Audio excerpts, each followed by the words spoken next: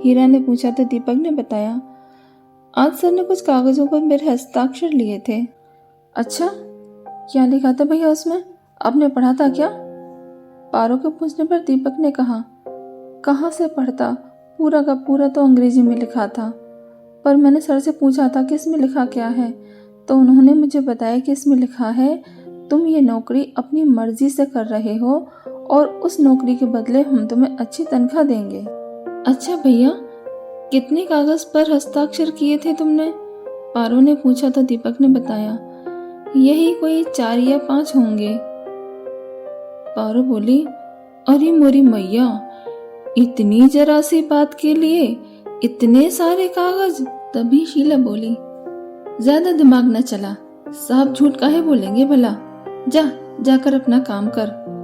बेचारी पारो कर भी क्या सकती थी, बस मन मार कर रह जाती थी और हर बार बस यही सोचती कि काश बापू ने मुझे भी पढ़ाया होता। भैया का मन नहीं था पढ़ने का, फिर भी बापू ने जबरदस्ती उन्हें पढ़ाया और मैंने कितनी बार कहा कि बापू मुझे भी स्कूल जाना है, मुझे भी पढ़ना है, लेकिन किसी ने मेरी एक न सुनी और बस फिर भगवान से शिकायत करने लगती कि भगवान ने मुझे लड़की क्यों बनाया, मुझे भी लड़का क्यों नहीं बनाया। पता नहीं क्यों, लेकिन उसे अंदर ही अंदर एक अनजाना सा डर लग रहा था। उसे दीपक की बहुत चिंता हो रही थी। उसे लग रहा था कि कहीं ना कहीं कुछ तो गलत हो रहा है उसके भाई के साथ, लेकिन वो कर भी क्या सकती थी। ऐसे ही 2 महीने बीत गए। दीपक की सैलरी भी अभी तक नहीं मिली थी, लेकिन हाँ, इन 2 महीनों में बीच बीच में नेताजी ने कुछ पैसे दीपक को दिए थे, ये बोलकर कि ये पैसे मैं तुम्हें अपनी तरफ से दे रहा हूँ, ये तुम्हारी सैलरी में से नहीं कटेंगे। और उसने वो सारे पैसे लाकर शीला को दे दिए। उस समय भी पारो ने सवाल किया था कि इस तरह से पैसे कौन देता है भला, तो शीला ने उस समय भी डांट कर उसका मुंह बंद कर दिया था। जब 2 महीने पूरे हो गए तो हीरा ने कहा, बेटा साहब से पूछना कि महीने के पैसे कब मिलेंगे। दीपक बोला, बापू वो सर मुझसे कल पूछ रहे थे कि घर में सब कैसा चल रहा है, पैसे की जरूरत तो नहीं है, तो मैंने मना कर दिया कि नहीं सर, अभी तो सब ठीक है। तो उन्होंने कहा कि अगले महीने से तुम्हारी सैलरी तुम्हें मिल जाएगी। बिटवा, सैलरी का मतलब क्या होता है? शीला ने पूछा तो दीपक बोला, माँ सैलरी का मतलब तनख्वाह होता है। दूसरे दिन सुबह दीपक रोज की तरह तैयार होकर काम पर गया, लेकिन शाम तक वापस नहीं आया तो सभी को चिंता होने लगी। तभी एक आदमी आया और बोला कि दीपक साहब का घर यही है क्या? हीरा जल्दी से बोला, हाँ यही घर है, मैं उसका बापू हूँ। कहाँ है दीपक? वो आदमी बोला, वो तो अभी वही है साहब के साथ, और उन्होंने आप सबको भी बुलाया है, जल्दी से चलो मेरे साथ। उस आदमी की आवाज सुनकर शीला घबराती हुई बाहर आई, बोली, हाय हाय, क्या कर दिया मेरे बेटुए ने? अरे मैडम कुछ नहीं हुआ, घबराने की कोई बात नहीं है, वो तो साहब को कुछ काम होगा शायद, आप लोग जल्दी से, उस आदमी ने कहा। तो शीला ने पारो को बुलाया और घर का ताला लगाकर उस आदमी के पीछे पीछे चल दिए तीनों। घर से थोड़ी दूर पर एक गाड़ी खड़ी थी। उस आदमी ने उन तीनों को उस गाड़ी में बैठा दिया। गाड़ी में बैठते ही शीला हीरा से बोली, सुनो जी, ऐसा लग रहा है जैसे हम स्वर्ग में बैठे हों। तू ठीक बोल रही है भगवान। हीरा ने शीला की बात का समर्थन किया। बातों बातों में कब रास्ता तय हो गया पता नहीं चला। एक घर के सामने गाड़ी आकर रुकी। उस आदमी ने गाड़ी से बाहर निकलकर तीनों को बोला कि आप लोग भी अब उतर आइए और अंदर चलिए। वो तीनों गाड़ी से उतरकर नीचे खड़े हो गए। तभी उस आदमी ने फिर दोबारा से कहा अंदर जाने को। तो हीरा ने पूछा, ये तुम हमें किसके घर ले आए हो? वो आदमी बोला, अरे आप लोग अंदर तो चलिए।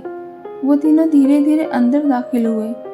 अंदर जाकर देखा तो एक कुर्सी पर नेताजी बैठे हैं और उनके पास ही में दीपक भी खड़ा था। वो दोनों आपस में कुछ बातें कर रहे थे।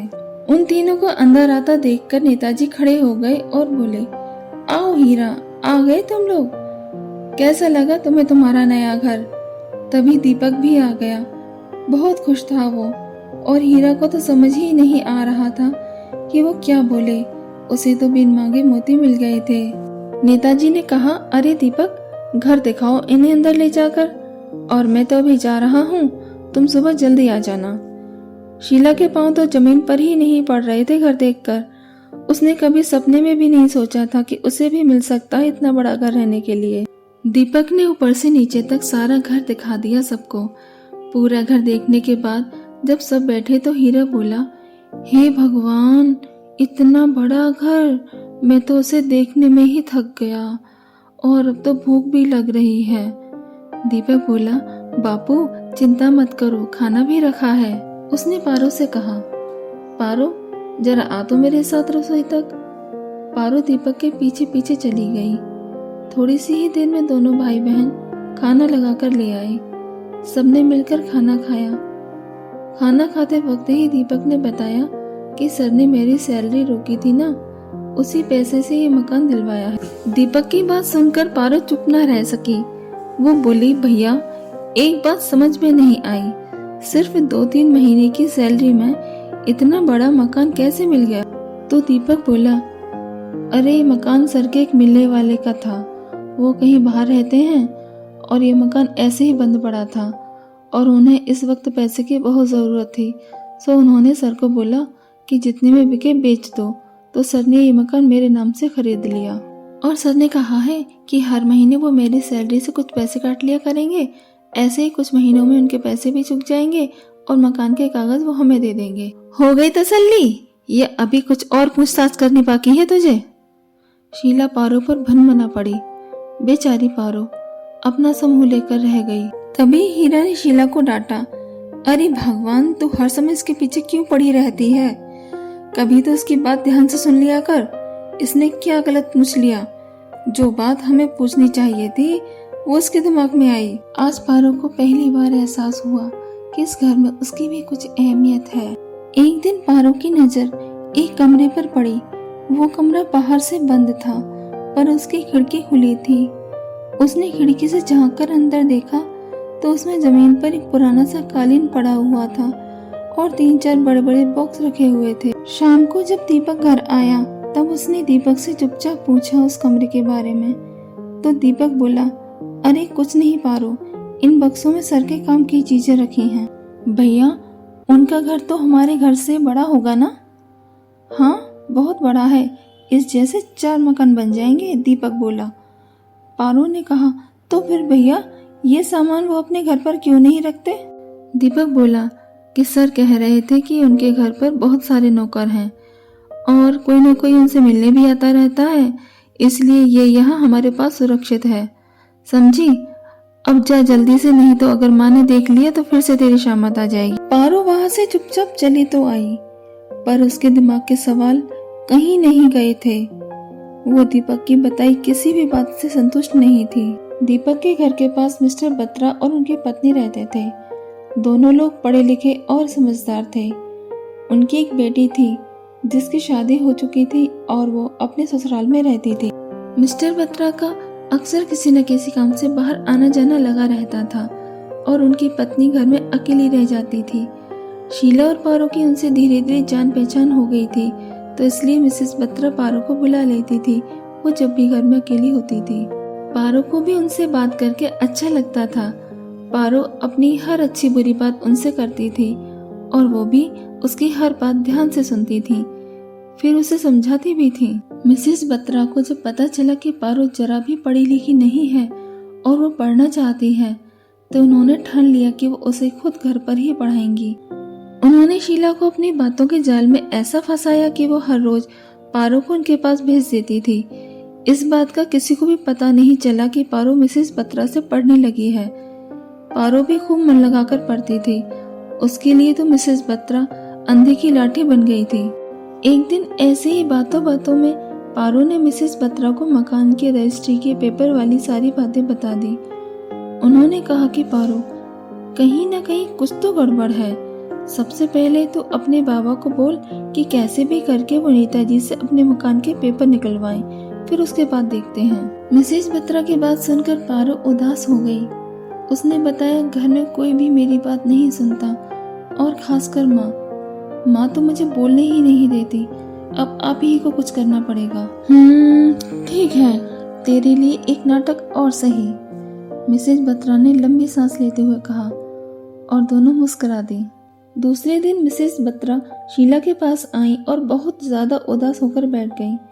शीला के बार बार पूछने पर उन्होंने बात बतानी शुरू की। उन्होंने बताया कि उनकी बहन को लेकर वो बहुत परेशान है। शीला ने कहा, बताओ तो सही, क्या हुआ है तुम्हारी बहन को?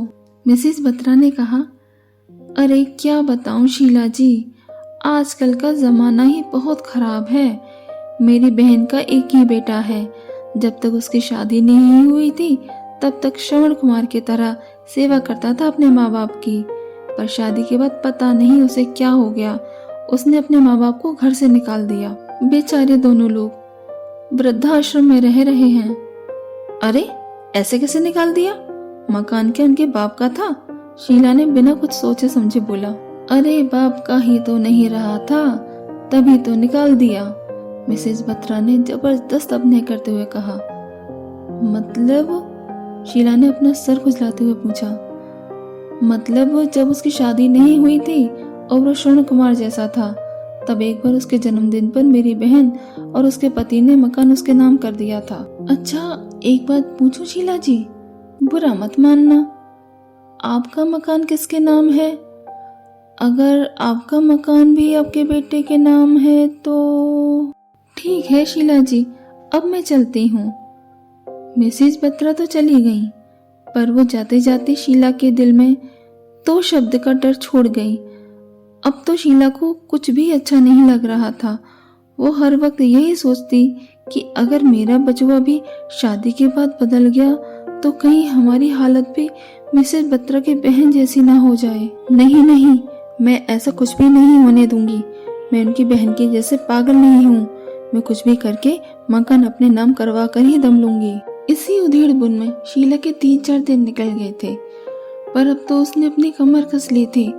बस फिर क्या था, दूसरे दिन सवेरे जैसे ही दीपक जाने के लिए तैयार हुआ, शीला ने शोर मचाना शुरू कर दिया। कोई कहीं नहीं जाएगा, जब तक मेरी बात नहीं मानी जाती तब तक न इस घर में चूल्हा जलेगा और न ही कोई कहीं आएगा जाएगा। शीला का ये रूप देखकर हीरा और दीपक हैरान थे। वो सोच रहे थे, आज इसे क्या हो गया, कौन सा वो सवार हो गया है इस पर। दीपक और हीरा दोनों उसे शांत कराने की नाकाम कोशिश करते रहे और पारो वो तो दूर खड़ी होकर तमाशा देख रही थी और मन ही मन भगवान से मांग रही थी कि हे भगवान, बनी हुई बात को और बना देना, बिगाड़ ना देना। शीला का रौद्र रूप देखकर दोनों बाप बेटी की हालत खराब हो रही थी। तभी पारो बोली, भैया आप माँ से पूछो तो सही, बात क्या है, वो अपनी कौन सी बात मन बना चाहती हैं। अरे हाँ, ये बात तो हमने सोची ही नहीं और हम पागल हैं, इसे फालतू में मनाने में लगे हैं। अच्छा चल बता, क्या चाहती है तू? हीरा ने बड़े प्यार से शीला से पूछा। शीला ने तुरंत कहा, जब तक मकान मेरे नाम नहीं होगा तब तक ऐसे ही चलेगा। शीला की बात सुनकर दीपक को एकदम से गुस्सा आ गया और गुस्से से शीला से बोला, माँ तुम पागल तो नहीं हो गई हो? तुम जानती भी हो तुम किस चीज की जिद कर रही हो? दीपक की बात ने शीला के मन में और शक पैदा कर दिया। वो सोचने लगी, अभी तो उसकी शादी भी नहीं हुई और ये मुझे पागल कह रहा है, चिल्ला रहा है। अब तो मैं बिल्कुल भी नहीं मानने वाली। सुबह से शाम हो गई पर शीला अपनी बात पर अड़ी रही। उस दिन किसी ने कुछ भी नहीं खाया, रात को भी सब ऐसे ही सो गए। दूसरे दिन सुबह हीरा ने सोचा शायद कल पूरा दिन भूखे रहकर इसका दिमाग ठिकाने आ गया होगा, पर हीरा की सोच गलत साबित हुई। वो दूसरा दिन भी ऐसे ही बीत गया। उधर जब 2 दिन दीपक काम पर नहीं गया तो नेताजी को फिक्र हुई। उन्होंने नौकर को भेजा दीपक को बुलवाने। जब नौकर दीपक के घर पहुंचा तो शीला ने उसे फटकार दिया। नौकर ने आकर सारी बात नेताजी को बता दी तो वो बोले, ठीक है, हम खुद जाकर देखते हैं क्या बात है। शाम को नेताजी दीपक के घर पहुंच गए। उनको देखते ही हीरा की हालत खराब हो गई। उनके आते ही वो तुरंत नेताजी के पैरों पर गिर पड़ा और दीपक भी दोनों हाथ जोड़कर नीचे निगाह करके खड़ा हो गया। नेताजी ने हीरा को उठाया और पूछा कि आखिर बात क्या है। दीपक ने डरते डरते सारी बात बता दी तो नेताजी बोले, बस इतनी सी बात के लिए इतना हंगामा करने की क्या जरूरत थी? अरे भाई, वो रजिस्ट्री तुम अपनी माँ के नाम ट्रांसफर कर दो, मकान तुम्हारी माँ के नाम हो जाएगा। और रही मकान के पेपर की बात तो तुम अपनी माँ के पास रख देना। मुझे तुम पर पूरा विश्वास है, अब तो ठीक है। थोड़ी ही समय में सारा काम निपट गया। मकान शीला के नाम हो गया और मकान के कागज भी उसके हाथ में थे। मिसेस बत्रा और पारो की योजना सफल हो गई थी। ऐसे ही बहुत समय बीत गया और पारो हिंदी और अंग्रेजी दोनों को अच्छी तरह से लिखना और पढ़ना सीख गई थी। पर यह राज अभी तक किसी को भी नहीं पता चल सका था। अभी तक तो सब कुछ ठीक ठाक चल रहा था, लेकिन एक दिन अचानक सुबह सुबह जब हीरा और घर के सब लोग जागे भी नहीं थे, तब उनके घर पुलिस आ गई और हीरा और दीपक को पकड़कर ले जाने लगी। शीला और पारो के पूछने पर पता चला कि इन दोनों ने बहुत ही बड़ी धांधलीबाजी की है